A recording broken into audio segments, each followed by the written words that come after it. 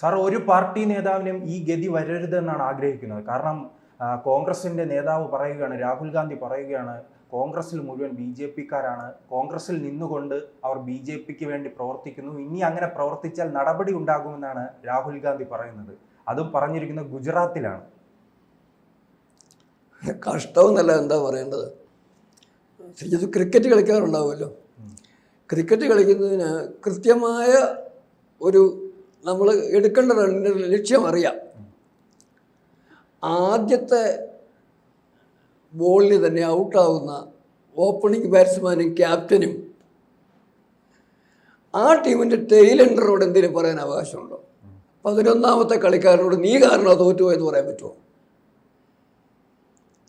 ക്യാപ്റ്റനാണെന്നും പറഞ്ഞ് ജന്മസിദ്ധമായ അവകാശം പോലെ ക്യാപ്റ്റൻ പദവിയിലെത്തി, അല്ലെങ്കിൽ ബാറ്റും ബോളും ഒക്കെ എൻ്റെ വകയാണെന്ന് പറഞ്ഞ് നാട്ടുമ്പുറത്തെ കളിക്കുകയാണെങ്കിൽ ഞാനാണ് ക്യാപ്റ്റൻ എന്ന് പറഞ്ഞ് ഇറങ്ങുന്നയാൾ ഫസ്റ്റ് ബോളിൽ തന്നെ ഔട്ടായി, അറ്റംപ്റ്റ് പോലും ചെയ്യാതെ ബൗൾഡ് ഔട്ടായി വിചാരിക്കുക.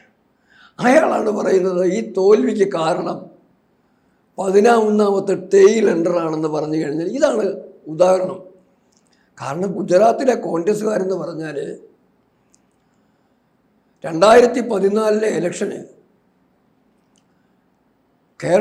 ഭാരതത്തിലെ ഏറ്റവും വലിയ മുന്നേറ്റത്തിൻ്റെ പ്രഭവ കേന്ദ്രമായി മാറിയത് ഗുജറാത്താണ്.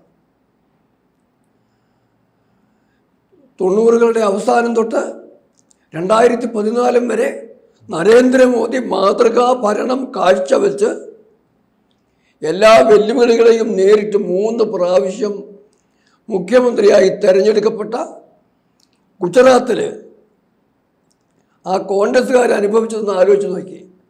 വിജയിക്കാൻ ഒരു സാധ്യതയില്ലാത്തടത്ത്, പരാജയം ഉറപ്പായെടുത്ത് പ്രവർത്തിക്കുന്നു, തങ്ങളുടെ ജീവനും തങ്ങളുടെ പ്രവൃത്തിശേഷിയും ധനവും എല്ലാം മുടക്കി, പണ്ടെങ്ങോ കേട്ടിട്ടുണ്ട് നല്ല പാർട്ടിയാണ്, അതിൻ്റെ പേരിൽ ഈ പാർട്ടിയുടെ കൂടെ നിന്നവരെ ചീത്ത പറയുക എന്ന് പറഞ്ഞു കഴിഞ്ഞാൽ, നേരെ മറിച്ച് ഒരു കാര്യം ഞാൻ പറയാം.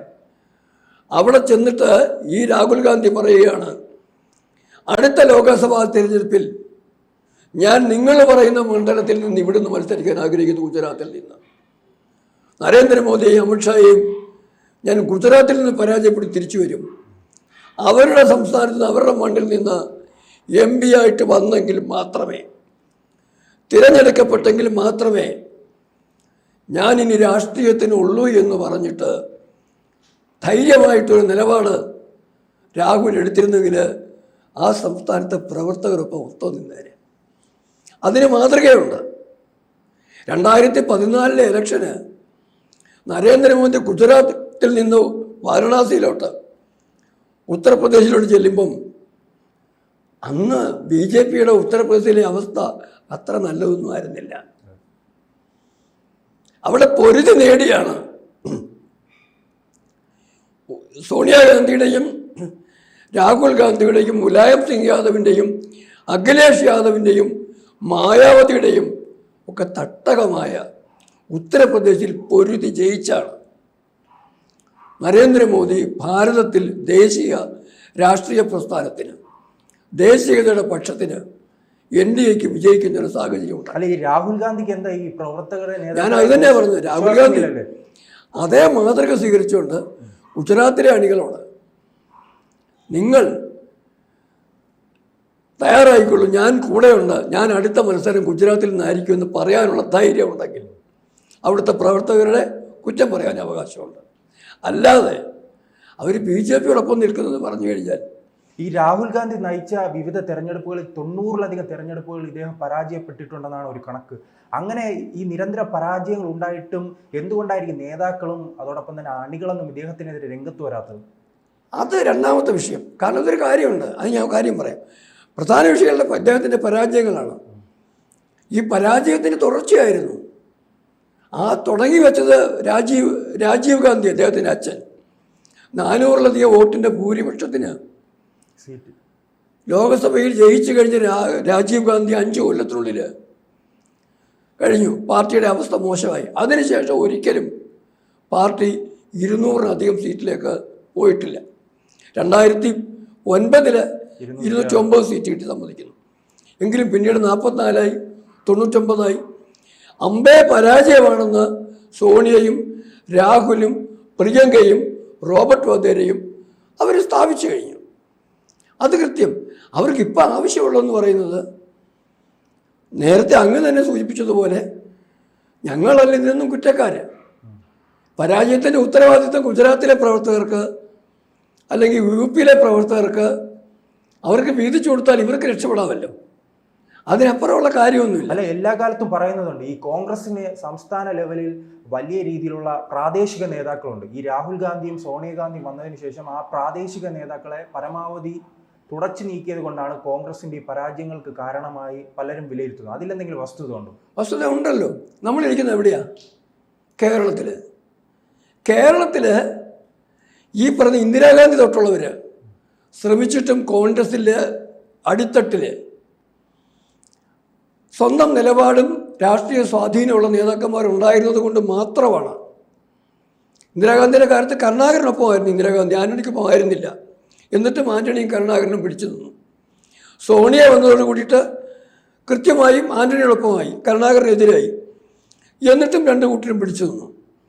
പിന്നീടോ സോണിയയുടെയും രാഹുലിൻ്റെ കാലം വന്നപ്പോഴും ഇവിടെ തമ്മിൽ തല്ലുന്നുണ്ടെങ്കിലും പ്രശ്നമൊക്കെ ഉണ്ടാക്കുന്നുണ്ടെങ്കിലും കോൺഗ്രസിൻ്റെ അടിത്തറ മറ്റ് പല സംസ്ഥാനങ്ങളും വ്യത്യസ്തമായിട്ട് ഇവിടെ ഭദ്രമാണ്.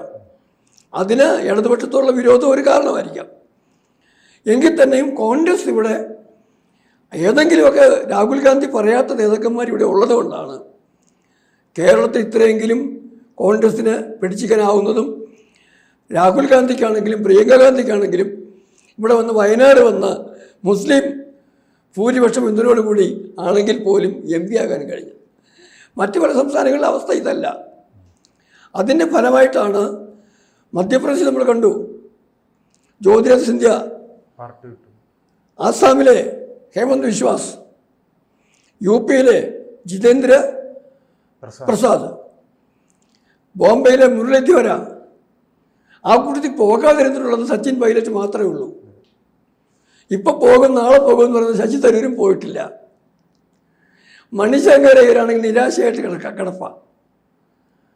അപ്പോൾ അങ്ങനെ പറയുമ്പോൾ കോൺഗ്രസിനുള്ളിലുള്ളവരെ കൂടെ നിർത്താൻ കഴിയാത്തതാണ് രാഹുൽ ഗാന്ധിയുടെ അടിസ്ഥാന പരാജയം.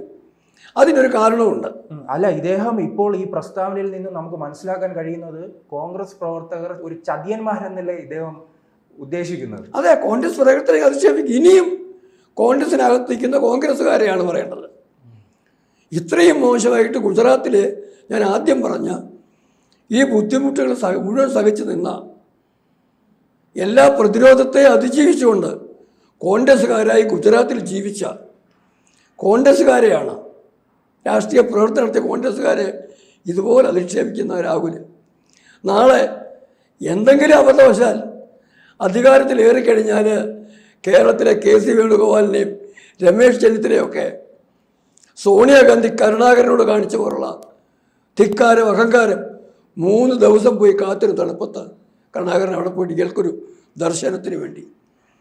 നമുക്കറിയാം 3 വർഷമാണ് ശശി തരൂര് രാഹുലുമായി ഒരു അപ്പോയിൻമെൻറ്റ് വേണ്ടി കാത്തിരിക്കേണ്ടി വന്നത്.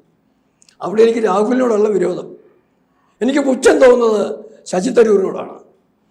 3 വർഷമാണെന്ന് അപ്പോയിൻമെൻറ്റ് കാണാൻ അവസരം കൊടുക്കുന്നില്ല. ആ അഹങ്കാരത്തിന് ഇതിനൊക്കെ ഒരു കാരണമുണ്ട്.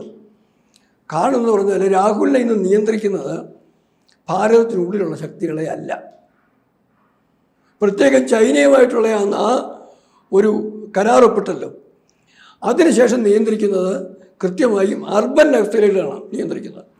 അതാണ് ഈ കനയ്യകുമാറും മറ്റൊക്കെയാണ് മുദ്രാവാക്യം എഴുതി കൊടുക്കുകയും ഒക്കെ ചെയ്യുന്നതാണ്. അവരെഴുതി കൊടുക്കുന്ന വിഡ്ഢിത്തരങ്ങളാണ് ലോകസഭയിൽ നിന്ന് പോലും എഴുന്നള്ളിക്കുന്നത്. ഒരു കാര്യം ഞാൻ നേരത്തെ ഒരു ചർച്ച ഞാനിവിടെ തന്നെ പറയുകയുണ്ടായി. ജിത്തന സംഖ്യ ഉത്തന ഹക്ക്, എത്ര പേരുണ്ടോ അത്ര അവകാശം നിൽക്കും, അതുപോലെ മുദ്രാവാക്യങ്ങൾ. ഇതെല്ലാം ഇവരൊക്കെ കൊടുക്കുന്നത്, അതായത് ഈ അർബൻ നക്സലുകൾ കൊടുക്കുന്ന ചില നിർദ്ദേശങ്ങൾ. അവർ പറയുന്ന ഹിന്ദുവിരുദ്ധ വർഗീയതയുടെ നിലപാട്. ഈ നിലപാടൊക്കെയാണ് രാഹുലിനെ ഭാരതത്തിന് വേണ്ടാത്ത ആളാക്കി മാറ്റുന്നത്. അങ്ങനെ സ്വയം ഭാരതത്തിന് വേണ്ടാത്ത ആളായി മാറിക്കൊണ്ടിരിക്കുന്ന രാഹുൽ അണികളെ സാധാരണ കോൺഗ്രസ് പ്രവർത്തകർ, അത് ഗുജറാത്തിലുള്ളവരാണെങ്കിലും കേരളത്തിലുള്ളവരാണെങ്കിലും ഏത് സംസ്ഥാനത്തുള്ളവരാണെങ്കിലും അധിക്ഷേപിക്കുകയോ അവഹേളിക്കുകയോ ചെയ്യുന്നത് രാഹുലിൻ്റെ അധപതനത്തിൻ്റെ വേഗത വർദ്ധിപ്പിക്കും. അത്രേ എനിക്ക് പറയാനുള്ളൂ. കൂടുതൽ വാർത്തകളും വിശേഷങ്ങളും നിങ്ങളിലേക്ക് എത്താൻ ABC മലയാളം സബ്സ്ക്രൈബ് ചെയ്യുക, ബെൽ ബട്ടണും അമർത്തുക.